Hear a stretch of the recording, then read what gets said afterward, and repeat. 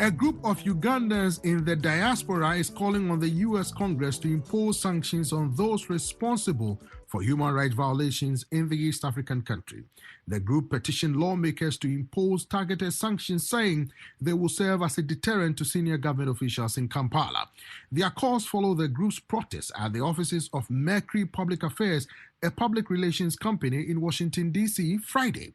They were protesting the recent agreement signed between the Ugandan government and Mercury. They say the contract enables Mercury to lobby the authorities in the U.S. to, quote, whitewash the image of the government in Kampala, which the group accuses of engaging in gross human rights violations back home. But supporters of the government reject the accusations. They say the Ugandan government is simply protecting life and property and will not allow opposition groups to undermine the country's stability or threaten its territorial integrity. Kharim Ntambi is the organizer of the protest. He tells me that it is unacceptable for the government in Kampala to use state institutions, including the judiciary and the police, to crack down on opponents. So we are here at the offices of Mercury Public Affairs, one of the major lobby firms for dictator Yoweri Museveni. We decided to do this because Museveni, after getting too much pressure from the people in the diaspora, he decided to hire a new, bigger firm, which is Mercury. Mercury has also been representing other repressed regimes on the continent of Africa, including Cameroon, Zimbabwe, and Rwanda. So we are here to send them a message that it is not fair for them to be taking money from the plates of kids who are starving in Uganda into, feeding their lifestyle there in Washington. We are here to send them a message that, working with the dictator is unsustainable. They should stand with the people of Uganda. They should recognize the gross human rights abuses that are going on in Uganda and say something about it. But Kharim, some people are suggesting that Mercury is just an independent organization or business that operates here in Washington, D.C. And they are free to do or consult with anybody they can consult with as long as they abide by the laws here in the U.S. Why shouldn't they do their business because you don't like it? No, it's not that we don't like it. The ambassador of Uganda a couple of days ago had an interview with one of the newspapers about them enlisting Mercury, and he said the reason why Mercury was hired was to do public relations for the regime. Given the recent gross human rights abuses, given what we saw during the January 14th elections, pre, intra, and after the violence that was subjected to local people in their respective villages, we documented that as the diaspora, and given that the international community has been changing its stand on what's going on in Uganda, and they are considering, especially here in Washington, they are considering to review the U.S. partnership to Uganda. So with that, Museveni felt the need that he needed to hire a bigger firm that has contacts within the capital, has contacts within the news media, has contacts within the business community here in Washington to make sure that, they rebrand the repressive regime of Yoweri Museveni. So that's why probably we are here at Mercury. Kharim, some people are suggesting that if Ugandans in the diaspora here in the Washington, D.C. metropolis have any problem, it should be with the administration in Kampala and not an independent PR firm that is just doing its job. It would have been the work of the embassy to represent the interests of Ugandans. However, the government of Yoweri Museveni since 2015 have spent millions of US dollars on lobby firms. Not only Mercury Public Affairs, they have been working with Scribe Strategies and advisors who had signed a contract of $250,000 US dollars a year. The contract that has been signed with Mercury is a month-to-month basis, which means they can always reconsider. For them to decide that they will have this contract going on, it is really inhumane. It makes them accomplices, as I said earlier, to what's going on in Kampala. What is next after this protest? After here at Mercury Public Affairs, we are going to send a message to Congress, and we have about 4 major asks. One is to review the Uganda military partnership that has been going on, that the government of Uganda has been perhaps using to cover gross human rights abuses. we have seen over a time that the people who have been responsible for gross human rights abuses, especially those in the army, have always been cleansed by what is going on in Somalia. For example, when General Peter Ewelu commanded the massacre of people in Kasese in 2016, he was shipped to Somalia to work with AMISOM. And ever since then, his work with AMISOM makes him cleansed. He will never be held accountable. The second reason is to ask Congress to follow up with the State Department and invoke global targeted sanctions on those who have been responsible to abusing gross human rights in Uganda.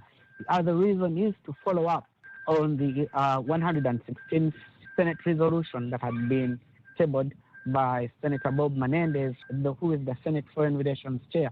He had tabled a resolution specifically on Uganda, and we want to follow up with Congress, and we want a resolution on table. We want a congressional hearing specifically on Uganda, and we also want to know where does Congress stand after the State Department issued a statement earlier this year that the elections of January 14th were neither free nor fair. Kharim Ntambi is the organizer of the Ugandan diaspora protest. He spoke with me from here in Washington, D.C. Meanwhile, the Ugandan Journalists Association is calling on the government to stop the security services from attacking reporters and other civilians. The group says the police and the military routinely attack journalists who are simply carrying out their duties to cover activities of the opposition. Their call followed the release of the annual Freedom Index report issued by the Human Rights Network of Uganda. The report shows that the police and the army are among those who violate the rights of citizens. It adds that the police committed 104 out of the 174 cases of human rights abuse documented by the organization, while the military is accused of committing 31. This prompted the main opposition National Unity Platform, or NUP, to call on the judiciary to expedite the delivery of justice for 35 journalists who it says were attacked for covering the political activities of the NUP. The party adds that the journalists have yet to be compensated, while those responsible have not been held accountable. For more about the call by the human rights groups, I reached Matthias Rukundo, president of the Ugandan Journalists Association. Uganda Journalists Association is one of those associations that are already in court, and some of the people mentioned in that regard are our members, and our matter is coming up for hearing on 22nd May. I believe having a second voice to corroborate our voice that we had put the issue to the public to support our idea, I think it is a good idea. I appreciate the efforts by NUP to add a voice to that has been existing by UJA. I think it's a good gesture, and they have no option but to hear our matter and in a fair way that can deliver justice in the best way possible to the journalists. Has your organization also petitioned the judiciary in expediting justice for some of your colleagues? We've interfaced with different players in the judiciary, including the registrars and all those, and we asked them to consider the matters of journalists, human rights, and all that attaches journalists to be a matter of urgency. And we are glad to report that after those several engagements, our matter was fixed for hearing on 22nd May, like I had mentioned earlier. So we believe we are not using only one way. We are using different platforms, different layers to make our case heard very easily and possible. So we've made engagements. We've asked them, when we were celebrating the World Press Freedom Day, we echoed the same requirement, we echoed the same message, asking the public, asking the judiciary, and all the entire players to make it a reason enough that the issue of journalists' rights as a matter of urgency on all platforms, whether court, whether in parliament, we're asking that we must be given a fair ear and a fair way and a process that can deliver justice without fear of sort. Well, a Press Freedom Index annual report released by the Human Rights Journalists Network of Uganda basically cited the police and the army as topping the list of media freedom violators. What is your position about this? For the last 7 years, the two agencies of government have been topping that chart. So we believe these are indicators that the space for free media is shrinking on everyday basis. So we're asking government and all the players of government to take up the challenge and resist from really going ahead to violate the rights of journalists at all levels and all the time. So it is an indicator that the space for media is shrinking, but we are not seated. We are making efforts. we want to use the process of law to enforce our rights in all ways possible as the practitioners of journalism in Uganda. Some people have expressed concern that the recent utterances by the Inspector General of Police, Mr. Martins Okoth-Ochola, turning down demand by the media to have the institutions apologize for assaulting them, the police, or basically beat journalists to protect them from harm. What do you make of such an assertion from the Inspector General of Police? We were shocked, we were disappointed, we were worried, but we were confident because we held a press briefing thereafter. We wrote to him, calling him to order. We also asked that he apologizes. I think he appeared before the legal parliamentary committee and he apologized to the public. But I think the body language and all actions thereafter do not suggest that he's remorse, he's regretful.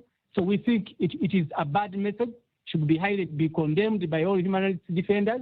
And most importantly, we are taking it as an issue and we are making ways possible to gather evidences as an association for journalists, because we had given him time to apologize and show remorse, and I think he has failed on his part. We think it is a bad statement a bad statement from a leader holding an office in the trust of the public of that level to make such comments about people's rights.